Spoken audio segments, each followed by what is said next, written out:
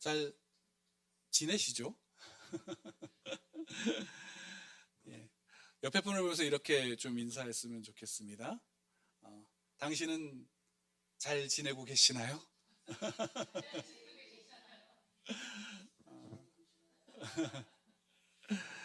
예. 어, 이제 이런 질문을 하게 되면, 잘 지내고 계시나요? 라는 질문을 하게 되면 어떻게 대답을 할까? 대부분은, 저도 이제 가끔 그 통화를 오랜만에 하는 지인들하고 이렇게 이야기를 하다 보면 가장 먼저 저도 하는 질문이 그거고, 또 상대방도 저에게 하는 질문이 그거예요. 잘 지내고 있냐? 라는 질문을 하게 됩니다. 그러면 어, 어떨 때는 예의상 잘 지내고 있어요 라고 얘기하기도 하고, 또 어떨 때는 정말로 잘 지내고 있어서 잘 지내고 있어요 라고 얘기를 하기도 하는데, 여러분들은 어떠신가? 그러면 저도 이렇게 질문을 하게 되면 많은 분들이 어, 잘 지내고 있어요 라고 대답을 하세요. 거의 한 90% 정도는 그러신 것 같아요. 근데 이제 그 대답을 하고 난 다음에는 지금 지내는 게 참 힘들어 라는 얘기가 항상 따라오게 되어져요. 특히나 요즘 같이 이제 코로나 이 팬데믹으로 인해서 많은 분들이 힘들어하는 상황에서는 더 그런 것 같습니다. 그리고 이제 또 한편으로는 아예 난 정말 힘들게 지내고 있어 라고 얘기하시는 분들도 좀 소수가 있긴 하지만,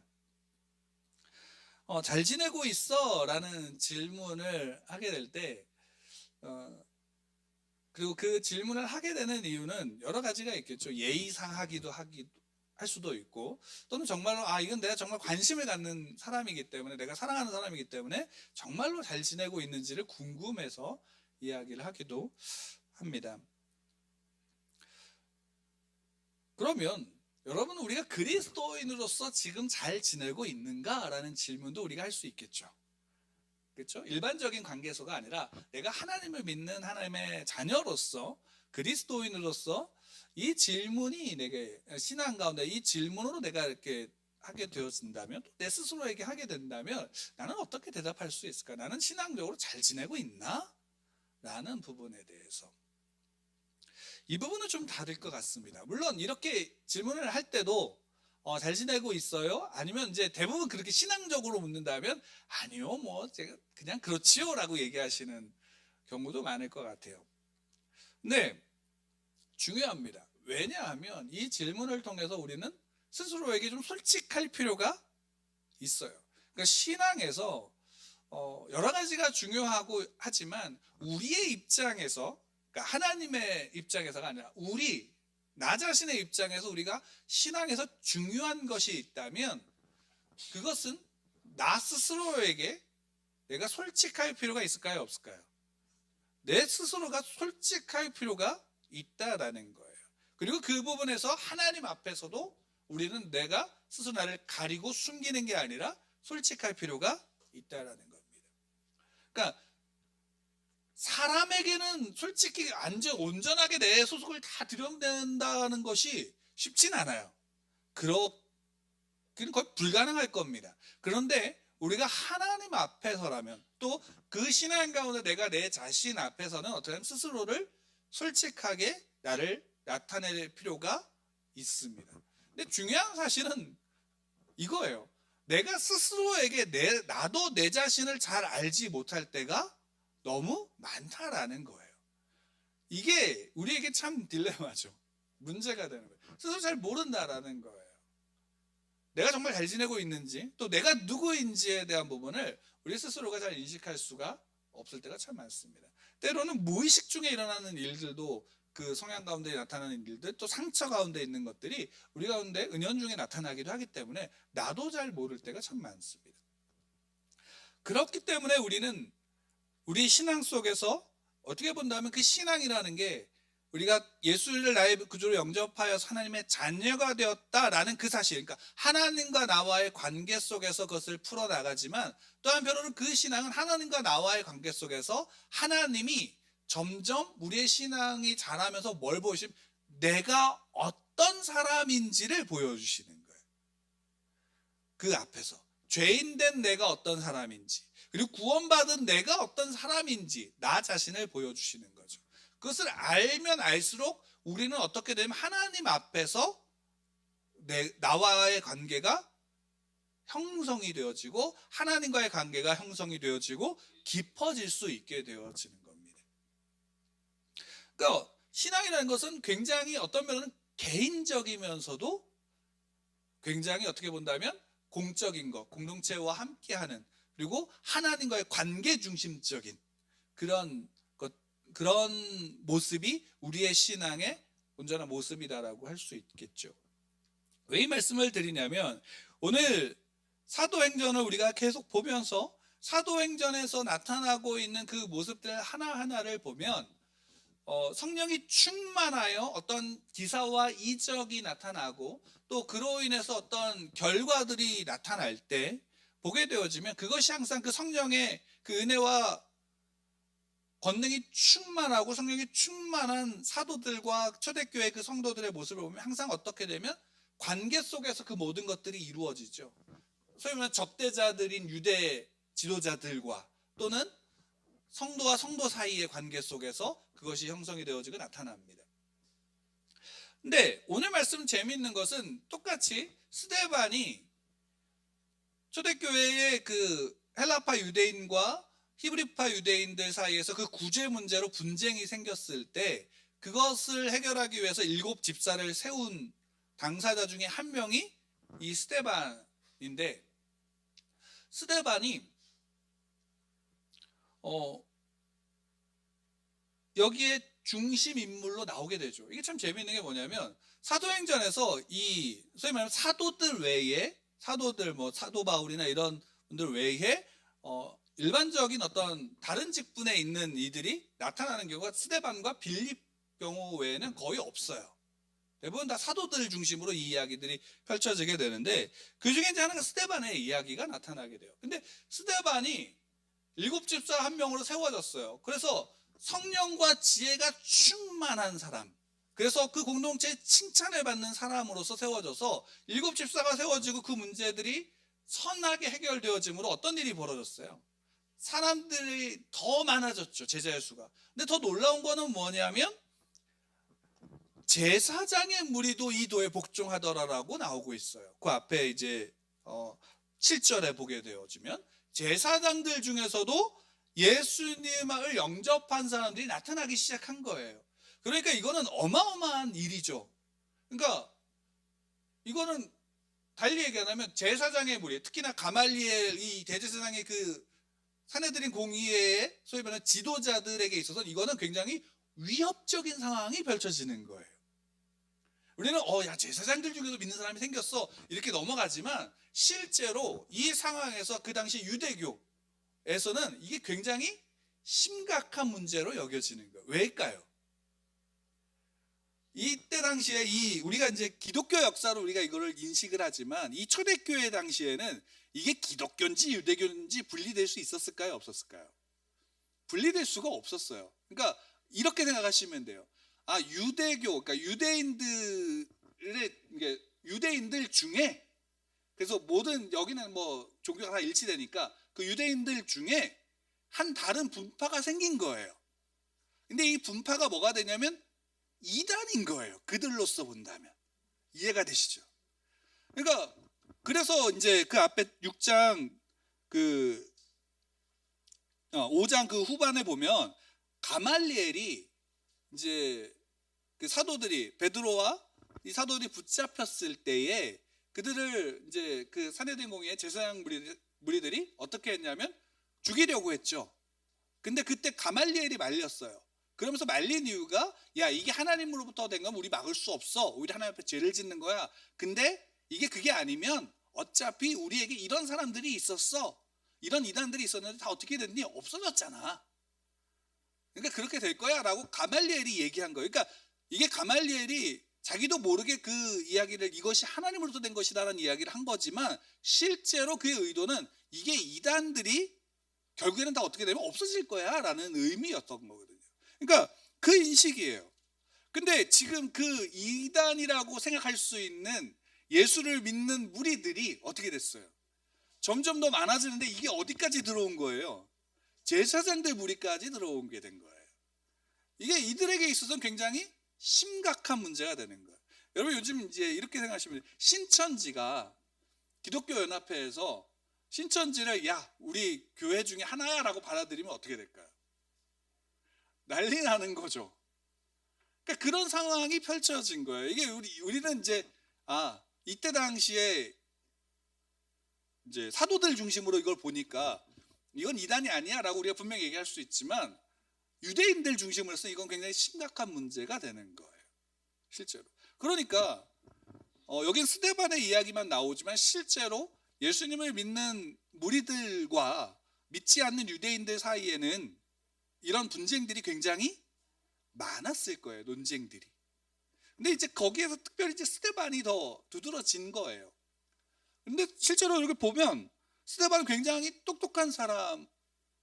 근데 그 다음에 이제 우리가 다음에 또 보겠지만 스데반 설교 내용을 보면 굉장히 깊어요. 뭐 우리로서는 그냥 넘어가는 내용들일지 모르겠지만 그것을 하나하나 살펴보면 굉장히 깊은 내용들이 담겨져 있어요. 그러니까 어떻게 보면 베드로가 설교한 것보다 더 좋아요. 뭐 이렇게 비교하면 안 되지만 근데 그렇게 느껴진단 말이에요. 근데 이 스데반이 잡히게 되는 거예요. 근데 재밌는 거는 뭐냐면 그 앞에 8절에 보면 스데반이 은혜와 권능이 충만하여 큰 기사와 표적을 민간에 행한다라고 얘기하고 있어요. 그러니까 스데반이 굉장히 두드러진 거죠. 은혜와 권능이 충만해서 여러 가지 기사와 이적을 나타낸 거예요.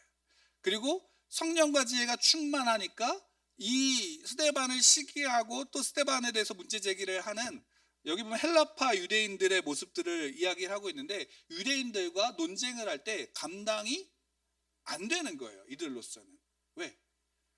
언제 똑똑하기도 하고 성령과 지혜가 충만한 사람을 이길 수 있을까요? 없을까요? 없는 거예요. 그러니까 감당이 안 되니까 그 다음에 이제 문제가 생기게 되어지는 거예요. 여기서 우리가 함께 보고 싶은 건 이거예요. 여러분 이 스데반이 은혜와 권능이 충만하여서 자기하고 논쟁하는 사람들과 소위 말하는 논쟁을 했어요. 그 여기에서 어떻게 우리는 이렇게 표현할 수 있겠죠. 이겼다. 야 성령과 지혜가 충만하고 은혜와 권능이 충만하니까 야 저들하고 싸워서 이겼어라고 표현할 수 있어요, 없어요? 그럼 그건 은혜예요, 아니에요? 은혜죠.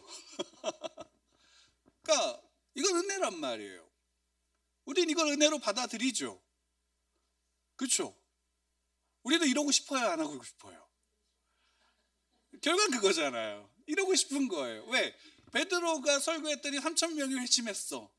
은혜죠. 성령이 충만하여 설교했더니 3,000명이 회심했어. 그 내용은 뭐예요? 결국 그 내용은 야 너희들 예수를 죽인 사람이 너야. 그러니까 회개하고 돌아와. 이거 아니에요? 단순해요. 그 내용을 반복하고 있는 거예요. 근데 한번 3,000명이 또는 거기에 더 나가서 또 다 합쳐서 5,000명이 수많은 사람들이 그 얘기를 듣고 회심에 돌아온단 말이에요. 그게 성령의 충만함 가운데 은혜와 권능이 충만했던 거예요. 그러면 이상하지 않아요? 스데반도 그런 거예요. 그래서 이겼어요. 이야, 근데 이겼는데 중요한 건 뭐냐면 이건 우리 수준이 그거예요. 이겼는데 야 이겼어로 끝나고 만족한다라는 거예요. 실제로 근데 여기에서 이 은혜와 권능이 충만한 것과 성령과 지혜가 충만한 게 야 논쟁했으니 이겼어라는 수준으로 머무르냐라는 거예요. 우리는 이 결과를 알고 있어요. 이 결과가 어떻게 되는지 뒷내용을 이미 다 알고 있기 때문에 이게 야 은혜와 이렇게 했는데 야 스데반은 이렇게 했어 라는 것에 초점을 맞춘다라는 거예요. 근데 실제로 스데반이 이때는 자기에게 어떤 일이 닥칠지 모르는 거예요. 그러니까 인간적인 이 상황으로 봤을 때 스데반은 어떤 느낌이었을까라고 그냥 추측을 해보면 이거예요. 자기가 논쟁을 했어. 또 아마 그러니까 많이 배운 사람이었을 거예요. 일단 사람 어떤 직업인지 뭐 하는 사람인지 나오지 않지만 많이 배운 사람이었던 티가 나요. 그래서 논쟁을 했는데 야 상대들이 안 되는 거예요. 그러면 야 우쭐우쭐 할 수 있는데 그 결과가 뭐냐면 오히려 누명을 씌워서 공의에 잡혀가서 재판을 받게 되는 거예요. 아마 그 순간에도 자기가 잘못했다라고 생각했을까요? 그러니까 저들이 나한테 왜 이렇게 할까? 누명을 쓰고 그러니까 억울한 감정이 있지 않을까요? 실제로는? 저 같은 경우 굉장히 억울할 것 같아요. 여기서 설교를 해서 성경대로 설교를 했는데 어떤 문제를 가지고 절 잡아간다 그러면 굉장히 억울할 것 같아요. 왜 이런 일이 벌어져? 난 설교만 했을 뿐인데 라고 생각할 수 있는 여지들이 있단 말이에요. 근데 스데반도 아마 마찬가지였을 거예요. 잡혀간 거예요. 그리고 거짓 증인들 누명을 쓴 거란 말이에요. 그러면 그 이루어진 걸 스데반은 야 이게 은혜야 라고 받아들이고 있을까요? 우리는 대단히 스데반이 야 고급한 사람이야 라고 생각해서, 그리고 또 여기에 또 그걸 밑받침해주는 15절의 말씀도 있잖아요. 그 얼굴이 선사와 같더라. 야 그러니까 스데반은 대단한 사람이야 라고 우리가 생각을 할 수 있지만, 여러분 성경을 볼 때 너무 나오는 인물들을 대단한 어떤 영웅으로 그리지 마세요. 나와 똑같은 감정과 나와 똑같은 모습을 가지고 있는 사람의 입장으로서 그것을 좀 대할 필요가 있어요. 그러니까 스데반이 여기에서 분명한 것은 성령과 지혜가 충만해서 다른 말 한 게 아마 아닐 거예요. 복음을 전했을 거란 말이에요. 그들이 이야기한 성경의 구약의 이야기들 앞에서 그 의미가 무엇인지를 더 깊이 해석했을 거란 말이에요. 근데 그 일로 말미암아 나온 결과는 결국 이들에게 거짓 누명을 쓰고 공회에 잡혀가는 거예요. 그래서 재판을 받게 되는 입장 가운데 서게 되는 거예요. 그것도 언제냐? 7집사가 세워져서 야 교회가 이제 흥왕하고 야 이제 교회가 점점 사람들이 많아지고 있는 가운데서 이 일이 벌어지는 거란 말이에요. 그리고 오히려 그 많아지는 것이 유대인들에게는 뭐냐면 자기들을 향한 위협으로 느끼니까 더 강하게 그 반대되는 입장에 서서 오히려 짓밟으려고 하는 억압이 강제가 되는 거죠. 여기에서 그럼 이게 중요한 건 이거예요. 은혜와 권능이 충만한 것, 성령이 충만하고 지혜가 충만한 게 뭘까라는 사실을 우리가 좀 살펴볼 필요가 있어요. 왜? 이것이 뭐를 보게 하냐면 이것이 은혜가 나로부터 나오는 게 아니다라는 사실을 우리가 알 필요가 있어요. 여러분 우리가 나를 인식하는 것은 특히나 성경에서 내가 누구인지를 인식하는 가장 밑바탕은 뭐냐면 나는 죄인이다라는 사실이에요. 이거를 일반적으로 많은 사람들이 인식하고 또 그것을 받아들이고 싶어 할까요? 안 할까요? 하고 싶어 하지 않아요. 여러분 더 놀라운 거 뭔지 아세요? 하나님을 믿는 그리스도인들이 나는 죄인이라는 말을 더 싫어한다는 사실이에요. 우리가 늘상 입버릇처럼 나는 죄인이에요 라고 말하지만 내가 가지고 있는 죄의 그 본 모습이 드러나는 것에 대해서 극도로 혐오감을 갖고 있어요. 왜? 나는 예수를 믿어서 구원받았는데 내가 죄인이라는 사실을 또 듣게 되어지면 그건 내가 구원받지 못했다라는 것과 연결을 시키는 거예요. 근데 여러분 그렇지 않아요.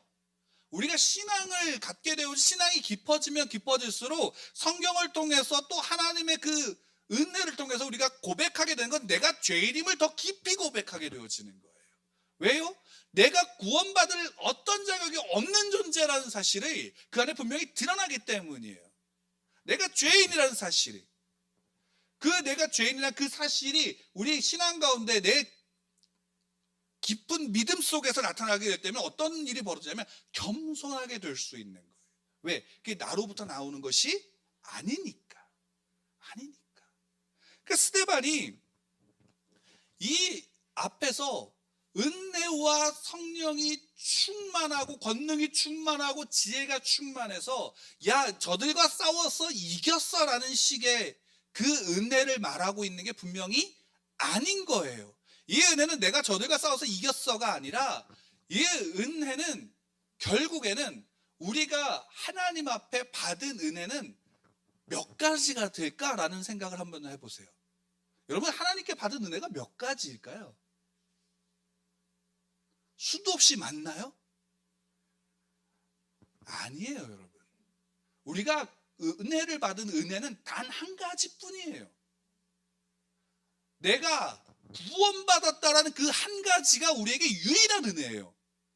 그럼 우리가 은혜를 그 다음에는 뭐냐면 내가 그 은혜를 누리는 거예요. 그 은혜가 아니라면 우리가 그러니까 내 적들과 싸워서 내가 이겼어가 은혜일까요? 아니에요, 여러분. 내가 그게 은혜가 아니에요. 내가 논쟁을 해서 논쟁으로 이겼다가 은혜가 아니라는 사실이에요. 그거는 은혜가 아니에요. 그건 부차적으로 나타나는 하나의 모습일 뿐이에요. 그리고 그게 이겼다 그래서 그게 좋은 결과로 나타나나요? 아니란 말이에요. 그게 오늘 본문에서 분명히 나타나는 거예요. 그건 은혜가 아니에요. 내가 얼마나 돈을 벌었냐도 은혜가 아니에요. 내가 얼마나 건강하냐도 은혜가 아니에요. 우리가 하나님 앞에 받은 유일한 은혜는 죄인이어서 죽은 나를 살리신 것, 죄에서 사망에서 건져서 구원의 영원한 생명의 자리로 옮기신 것, 이거 하나가 유일한 은혜예요. 그러면 우리의 삶에서 은혜는 뭐냐? 그것을 더 깊이 누리는 거예요. 내가 은혜를 받았다는 것은 내 그 구원의 감격이 깊어진다라는 것이에요. 내 안에 그 고백이 깊어진다라는 것이 은혜예요. 그것 말고 다른 것의 은혜를 구한다면 그것은 은혜가 아니고, 그것은 오히려 세상에 나가서 다른 이들에게 구하는 게 더 좋아요. 실제적이고. 근데 여기에서 은혜는 그거예요. 권능은 뭘까요? 곧 병 고치는 게 권능일까요? 그것도 권능이죠. 내가 하지 않으니까. 근데 실제의 권능이 뭐냐면 그 은혜를 누리게 하는 하나님의 도우심이에요. 우리가 오늘 불렀던 그 찬양의 가사 중에 재밌는 가사가 있는데 이거예요. 나의 믿음이 연약해져도 미리 예비한 힘을 주시고 위태할 때도 안보하시는 주의 영원한 팔의지. 나의 믿음이 연약하고, 그러니까 내가 믿음이 부족하고 내가 연약하고 모자라고 어떤 것으로 그런 모습 가운데 내가 죄악된 추악한 모습이 내 안에 있다 할지라도 그 속에서 그 은혜를 유지하게 하시는 분이 누구냐면 하나님이라는 사실이에요. 그게 권능이에요. 그게 파워라고요. 이게 그리스도인의 파워예요. 나로부터 오는 게 아니라 하나님이 나를 붙잡고 계신다라는 그 사실을 믿는 믿음으로 말미암아 살아갈 수 있는 것. 그래서 그 눈앞에 닥쳐진 문제와 현실 앞에 내 믿음이 무너지는 게 아니라 그 믿음이 더욱더 견고하여질 수 있도록 하나님이 붙잡으신 것. 나는 그 앞에 흔들릴 수 있어도, 나는 그 앞에 넘어질 수 있어도 나를 다시 일으키시는 분이 하나님이심을 믿는 믿음, 그 하나님의 권능을 믿는 믿음이 우리의 믿음인 것이고 그것이 은혜인 거예요. 그 은혜 앞에 스데반은 서 있는 거예요. 그래서 은혜와 권능이 충만하다라고 이야기하는 거예요. 그 억울하게 누명을 써서 재판을 받아야 할 때 그 누명을 쓰고 재판을 받는 사람들이 그것을 어떻게 받을까? 아마 초대교회 초대교회 성도들은 웃으면서 그것을 감당했을 수 있어요. 근데 어떤 사람들은 두려워서 떨고 있을 수 있어요. 근데 놀라운 거는 뭐냐면 성경은 우리에게 그것을 무엇으로 이야기하냐면 그의 얼굴이 천사와 같더라라고 말씀하고 계시는 거예요. 그게 하나님이 우리를 바라보시는 시각이에요. 여러분 아시나요? 하나님이 나를 바라보는, 하나님의 자녀를 바라보는 시각은 너가 참 왜 이렇게 두려워해? 라는 책망이 아니라 하나님은 우리의 모습이 어떠하든 그 속에서 하나님이 우리의 얼굴을 천사와 같이 바라보신다라는 사실이에요. 그 평가는 누구에 있는 거냐면 하나님께 있는 거예요. 그러면 그 안에서 늘 나는 고백할 수밖에 없는 게 뭐냐면 나는 죄인이다라는 거예요. 나는 모자라다라는 거예요. 그리고 그 앞에서 또 함께 그 고백하는 건 뭐냐면 내가 살아가는 것은 은혜로다라고 말하는 거예요. 성령과 지혜가 충만한 자를 어떻게 구분할까요? 구분할 수 없어요.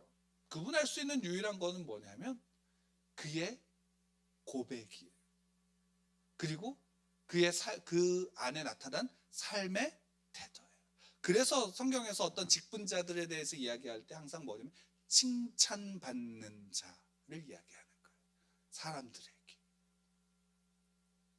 사람들에게 죄를 지으면서 칭찬을 받는다라고 할 수 있을까요? 그런 부분들은 분명히 있어요. 특히나 교회 안에서. 그리고 그것은 분명히 어떤 결과로 나타날까요? 안 나타나요? 나타나게 되어져요.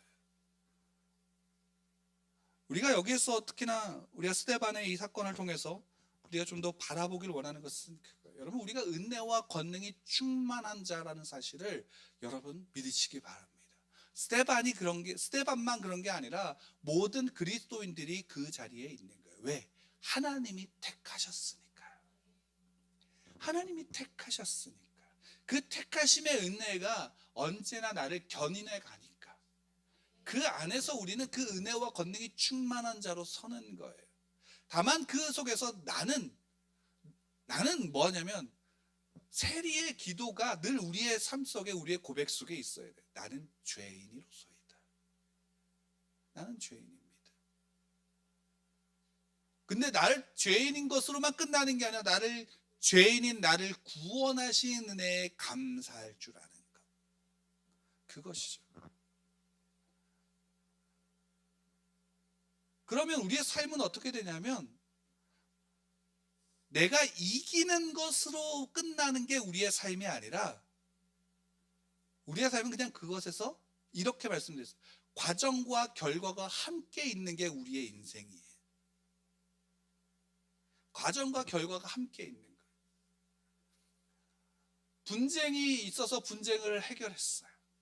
근데 그 분쟁을 해결한 결과로 나타난 게 뭐예요? 유대인들에게선 위협을 느끼게 만들어버리는 거예요. 더 큰 반발 앞에 서게 되어지는 거예요. 그 과정이란 말이에요. 스데반에게서 그것이 한 과정이면서 동시에 결과인 건 뭐냐면 그 과정 속에서 자기가 닥치게 된 결과는 재판을 받는 거란 말이에요. 그리고 누명을 쓰고 결국에는 돌에 맞아 죽는 자리에 서는 거예요. 우리는 내가 어떤 결과를 만들어내는 것이 우리의 인생이 아니에요. 우리는 하나님의 과정과 결과 속에서 우리는 늘 그 속을 살아가는 존재일 뿐이에요. 다만 그 속에서 중요한 건 뭐냐면 내가 죄인임은 아는데 내가 죄인인데 나를 구원하신 하나님의 손이 언제나 내게 향해 있다라는 사실. 그래서 그 구원받은 것을 날마다 누릴 수 있는 것이 우리의 복이다라는 사실이에요. 그것이 복이에요. 여러분들의 삶 속에서 무엇이 복이냐? 내 아버지가 누구인지를 알고 내가 그 앞에서 어떤 존재인지를 아는 게 복이에요. 아니, 개를 키울 때도 그 개가 주인으로부터 떨어지면 불안해하고 주인과 함께 있으면 그 안에 평안을 누리는 거예요. 근데 그 불안해하는 것 가지고 너 왜 나랑 떨어져서 불안해해 하고 혼낼 수 있을까요? 없을까요? 없어요. 왜? 그게 당연한 거예요. 자녀가 부모를 떠나면 불안해해요.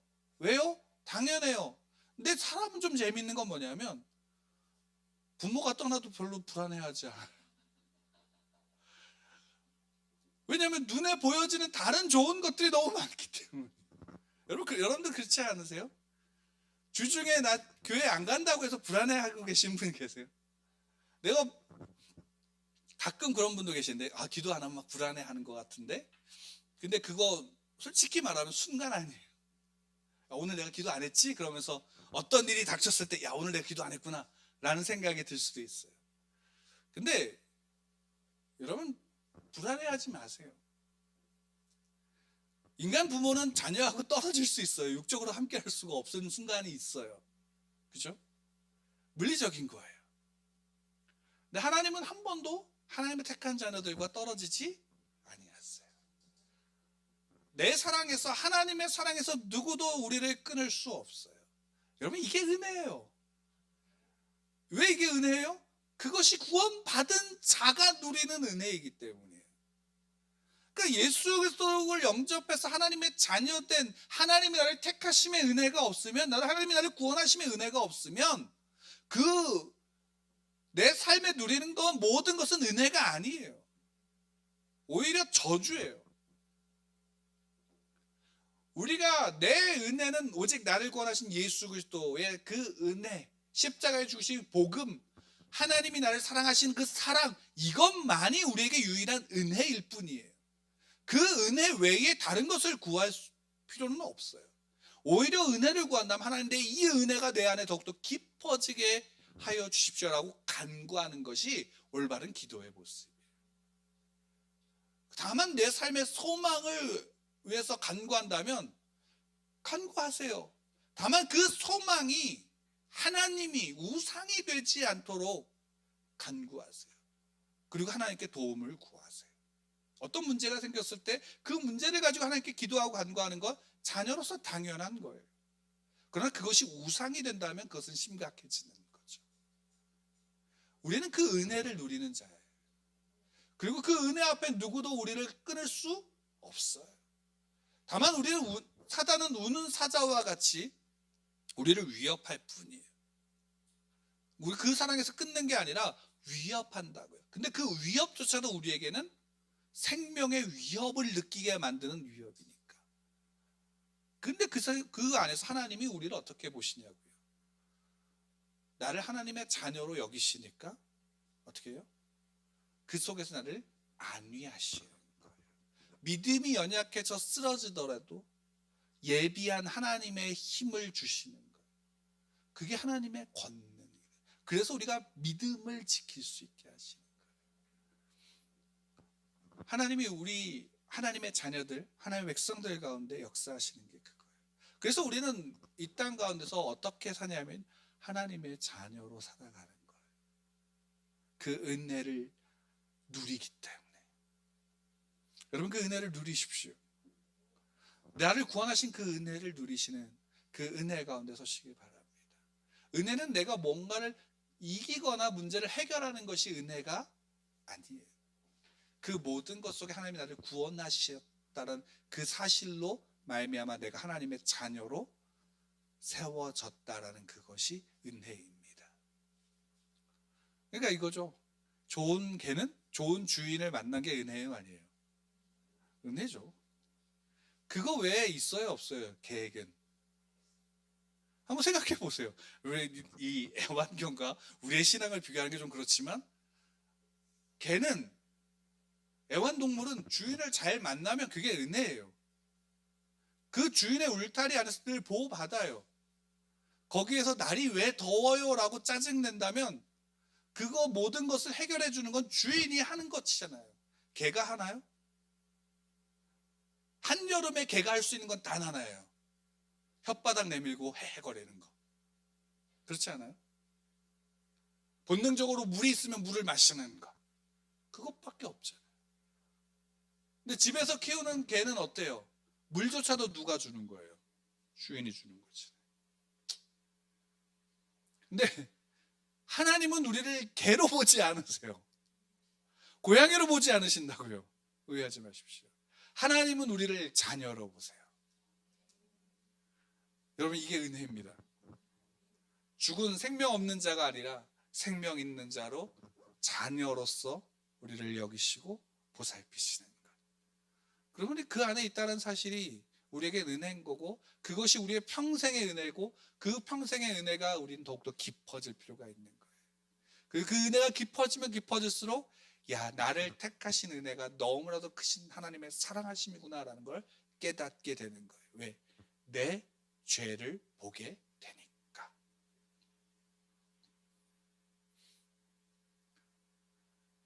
하나님의 은혜가 여러분들과 함께합니다. 하나님의 돌보심과 권능이 여러분들과 함께 하십니다.